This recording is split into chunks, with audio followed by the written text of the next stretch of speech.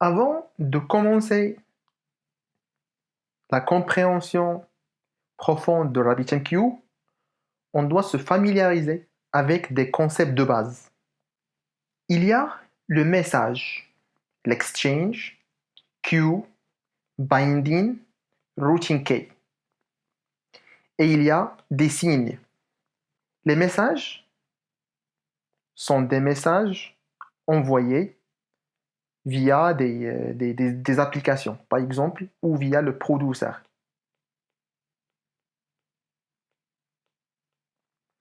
Il y a le producer.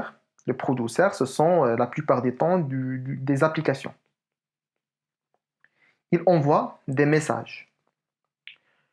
On a le queue, c'est la file d'attente qui va contenir beaucoup de messages.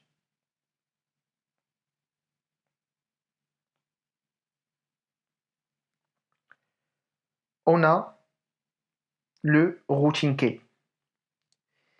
Avant d'envoyer un message par le producer, on a par exemple un producer qui va envoyer un message.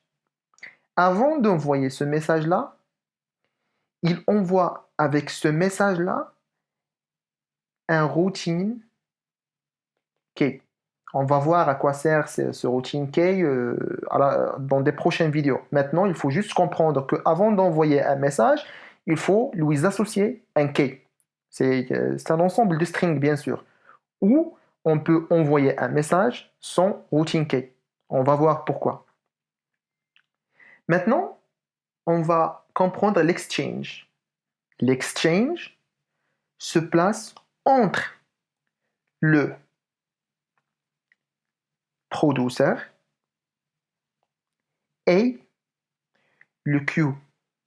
On a le queue, par exemple, ici, et on a l'exchange ici. Le producer envoie le message à l'exchange.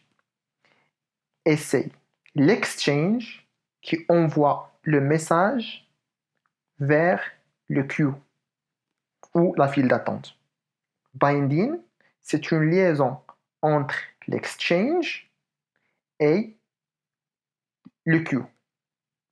C'est-à-dire que on a une liaison entre le premier queue, on a une liaison entre le deuxième queue, on a une autre liaison entre le troisième queue et l'exchange. Vous voyez? C'est-à-dire, on peut avoir plusieurs queues qui sont connectées ou qui sont liées à un seul exchange. Ça, c'est en grosso modo. Le signe de l'exchange, ce sera dans la plupart du temps comme ça. Le signe du message, ça sera comme ça. Et le signe du queue ou la file d'attente, c'est message queue, ce sera comme ça. Et on a le premier message, le deuxième message.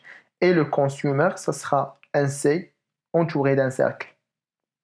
Maintenant, on a compris les concepts de base, c'est-à-dire les mots clés qu'on va utiliser et les signes associés.